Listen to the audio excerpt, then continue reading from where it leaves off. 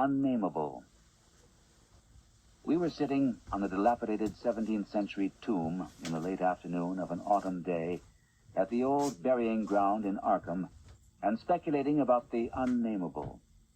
Looking toward the giant willow in the center of the cemetery, whose trunk has nearly engulfed an ancient illegible slab, I had made a fantastic remark about the spectral and unmentionable nourishment which the colossal roots must be sucking in from that hoary, charnel earth, when my friend chided me for such nonsense and told me that since no interments had occurred there for over a century, nothing could possibly exist to nourish the tree in other than an ordinary manner. Besides, he added, my constant talk about unnameable and unmentionable things was a very puerile device, quite in keeping with my lowly standing as an author.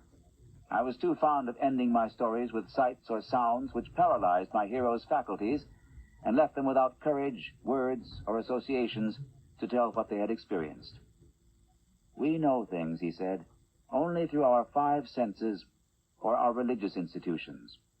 Wherefore it is quite impossible to refer to any object or spectacle which cannot be clearly depicted by the solid definitions of fact or the correct doctrines of theology, preferably those of the Congregationalists, with whatever modifications tradition and Sir Arthur Conan Doyle may supply. With this friend, Joel Manton, I had often languidly disputed. He was principal of the East High School, born and bred in Boston, and sharing New England's self-satisfied deafness to the delicate overtones of life. It was his view that only our normal, objective experiences possess any aesthetic significance, and that it is the province of the artist not so much to rouse strong emotion by action, ecstasy, and astonishment, as to maintain a placid interest and appreciation by accurate, detailed transcripts of everyday affairs.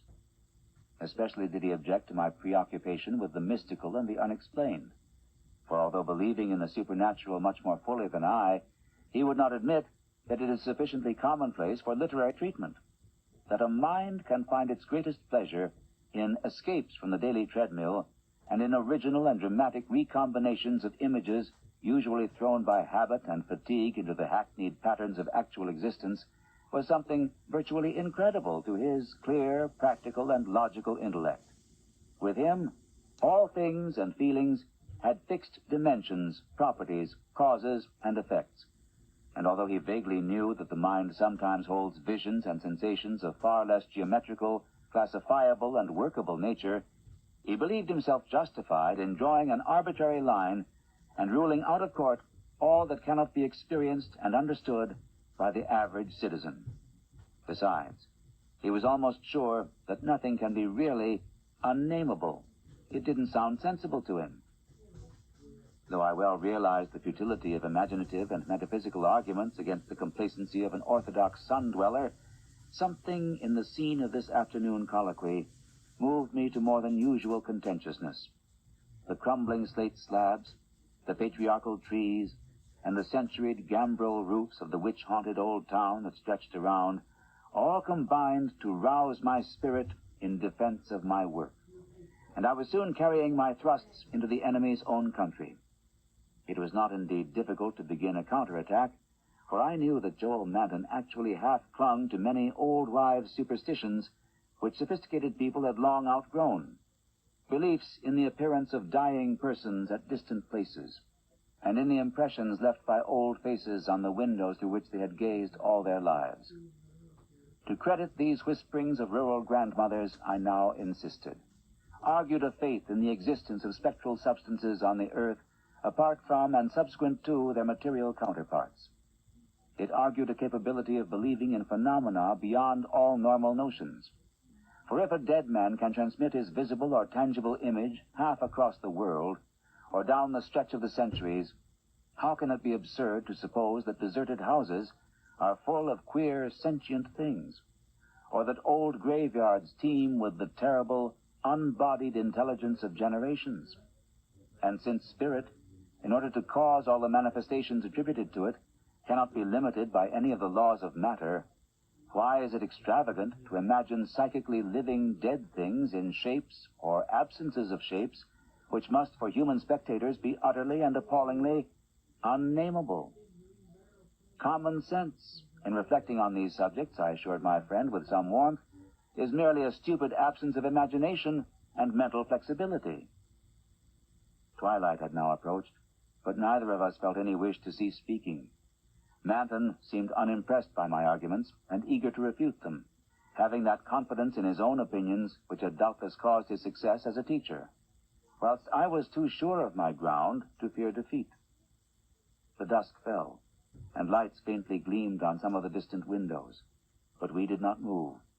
Our seat on the tomb was very comfortable, and I knew that my prosaic friend would not mind the cavernous rift in the ancient, root-disturbed brickwork close behind us, or the utter blackness of the spot brought by the intervening of a tottering, deserted 17th-century house between us and the nearest lighted road.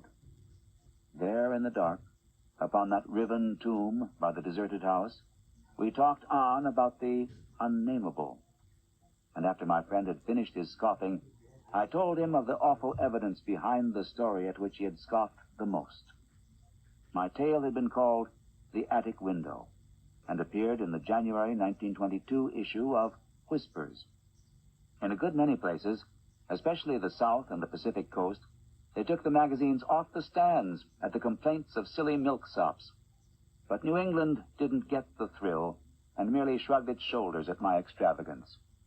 The thing, it was averred, was biologically impossible to start with, merely another of those crazy country mutterings which Cotton Mather had been gullible enough to dump into his chaotic Magnalia Christi Americana, and so poorly authenticated that even he had not ventured to name the locality where the horror occurred. And as to the way I amplified the bare jotting of the old mystic, that was quite impossible, and characteristic of a flighty and notional scribbler. Mather had indeed told of the thing as being born, but nobody but a cheap sensationalist would think of having it grow up, look into people's windows at night, and be hidden in the attic of a house, in flesh and in spirit, till someone saw it at the window centuries later and couldn't describe what it was that turned his hair gray. All this was flagrant trashiness, and my friend Manton was not slow to insist on that fact. Then I told him what I had found in an old diary kept between 1706 and 1723, unearthed among family papers not a mile from where we were sitting. That, and the certain reality of the scars on my ancestor's chest and back which the diary described. I told him, too, of the fears of others in that region, and how they were whispered down for generations, and how no mythical madness came to the boy who in 1793 entered an abandoned house to examine certain traces suspected to be there. It had been an eldritch thing. No wonder sensitive students shudder at the Puritan age in Massachusetts. So little is known of what went on beneath the surface. So little, yet such a ghastly festering as it bubbles up putrescently in occasional ghoulish glimpses. The witchcraft terror is a horrible ray of light on what was stewing in men's crushed brains, but even that is a trifle. There was no beauty, no freedom. We can see that from the architectural and household remains, and the poisonous sermons of the cramped divines. And inside that rusted iron straitjacket lurked gibbering hideousness, perversion, and diabolism. Here truly was the apotheosis of the unnameable. Cotton Mather, in that demoniac sixth book which no one should read after dark, minced no words as he flung forth his anathema. Stern as a Jewish prophet, and laconically unamazed as none since his day could be, he told of the beast that had brought forth what was more than beast but less than man, the thing with the blemished eye, and of the screaming, drunken wretch that they hanged for having such an eye. This much he baldly told, yet without a hint of what came after. Perhaps he did not know, or perhaps he knew and did not dare to tell. Others knew, but did not dare to tell. There is no public hint of why they whispered about the lock on the door to the attic stairs in the house of a childless, broken, embittered old man who had put up a blank slate slab by an avoided grave, although one may trace enough evasive legends to curdle the thinnest blood. It is all in that ancestral diary I found. All the hushed innuendos and furtive tales of things with a blemished eye, seen at windows in the night, or in deserted meadows near the woods. Something had caught my ancestor on a dark valley road, leaving him with marks of horns on his chest and of ape-like claws on his back.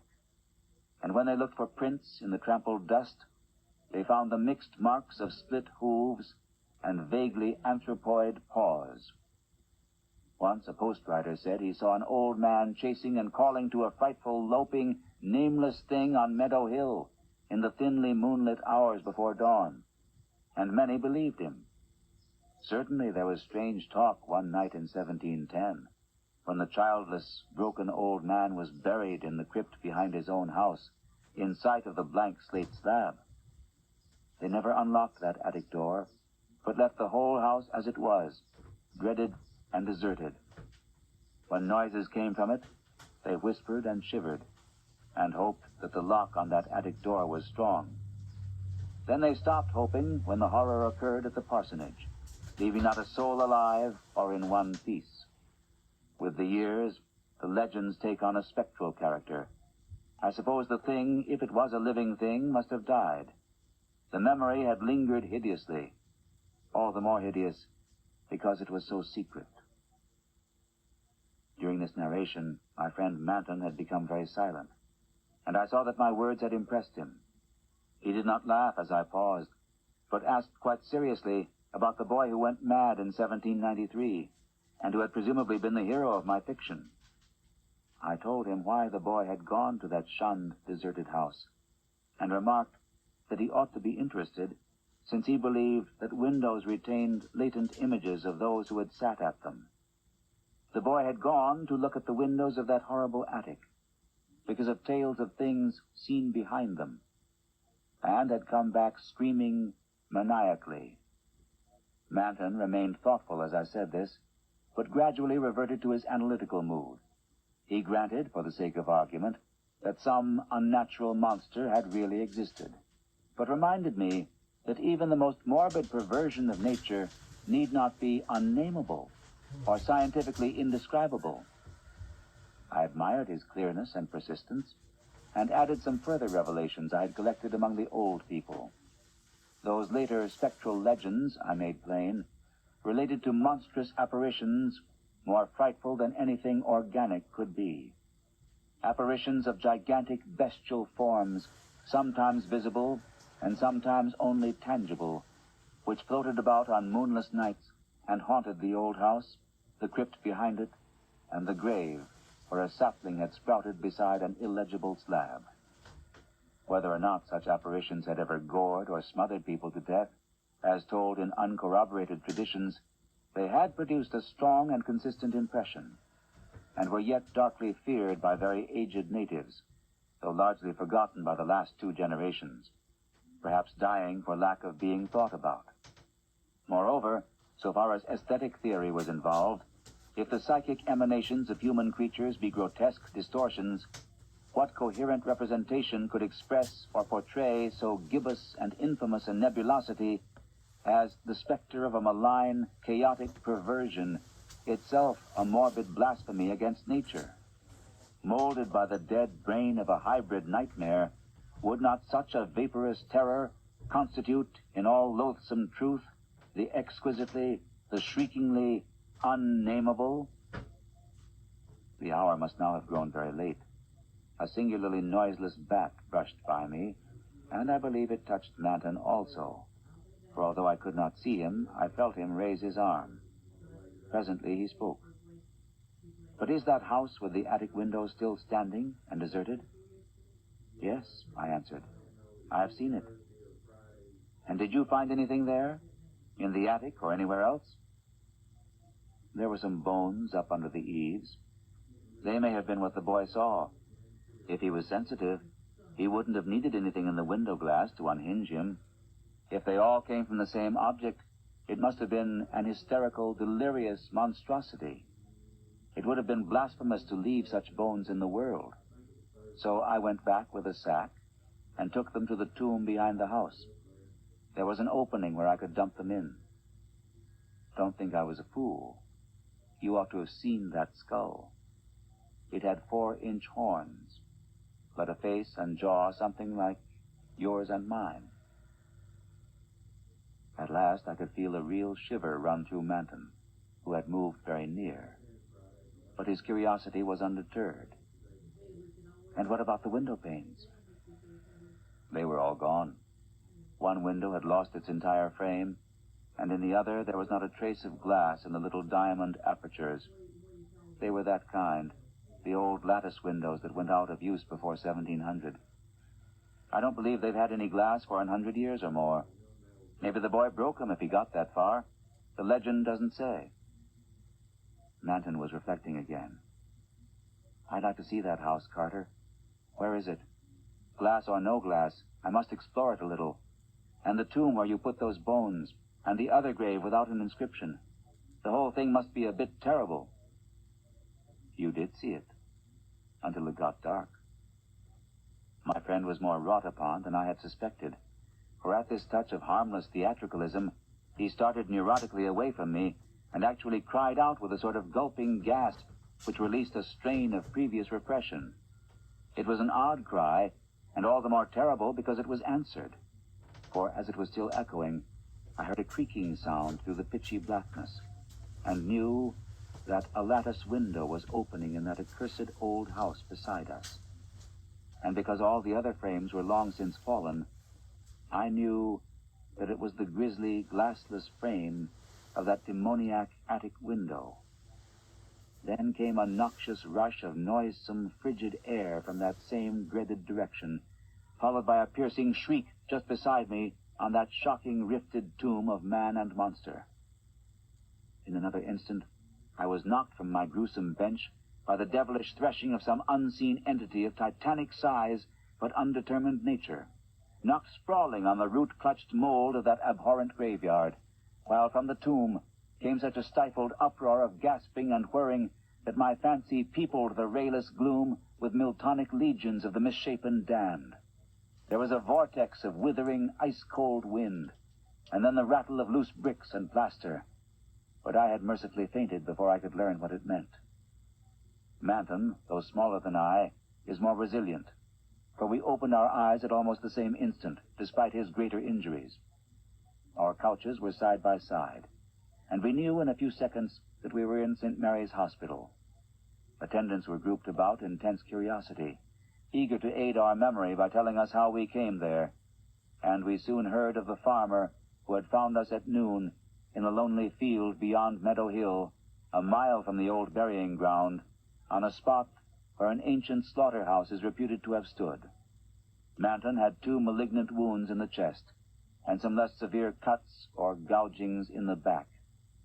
I was not so seriously hurt, but was covered with welts and contusions of the most bewildering character, including the print of a split hoof. It was plain that Manton knew more than I, but he told nothing to the puzzled and interested physicians till he had learned what our injuries were. Then he said we were the victims of a vicious bull, though the animal was a difficult thing to place and account for. After the doctors and nurses had left, I whispered an awestruck question. Good God, Manton, but what was it? Those scars? Was it like that? And I was too dazed to exult when he whispered back a thing I had half expected. No, it wasn't that way at all. It was everywhere. A gelatin, a slime. Yet it had shapes, 1,000 shapes of horror beyond all memory. There were eyes and a blemish. It was the pit, the maelstrom, the ultimate abomination. Carter, it was the Unnameable.